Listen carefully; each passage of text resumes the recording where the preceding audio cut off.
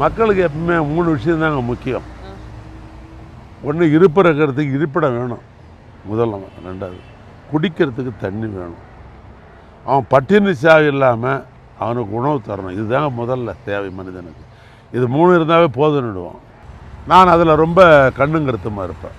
நான் முதல்ல செய்கிறது எங்கள் ஊருக்கு பட்டான்னு என்கிட்ட வந்தால் அதுக்கு முன்னுரிமை கொடுப்பேன். வீட்டுக்கு பட்டா அப்படின்னு யார் வந்தாலும், அது நகரமாக இருந்தாலும் கிராமம் இருந்தாலும் அதுக்கு முன்னுரிமை கொடுப்பேன்.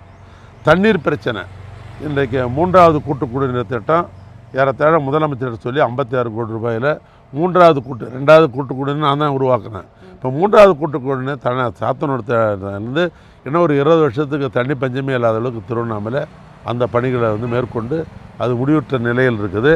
அதை நான் செஞ்சுருக்கிறேன். மக்களுடைய தேவைகள் என்னான்னு அறிஞ்சு நான் செய்கிறேன். அதனால் எங்கள் ஊர் மக்கள் நம்ம தேவையை அறிஞ்சுன்னு நாம் ஏன் எதுக்கு போகணும், அண்ணங்கிட்ட போனால் எல்லாம் செஞ்சு கொடுப்பார் அப்படின்ற அந்த ஒற்றை வரி அவங்களுக்கு அந்த மனதில் இருக்கிறதால தான், அந்த நம்பிக்கை தான் என்னை மக்கள் தேர்ந்தெடுப்பாங்க.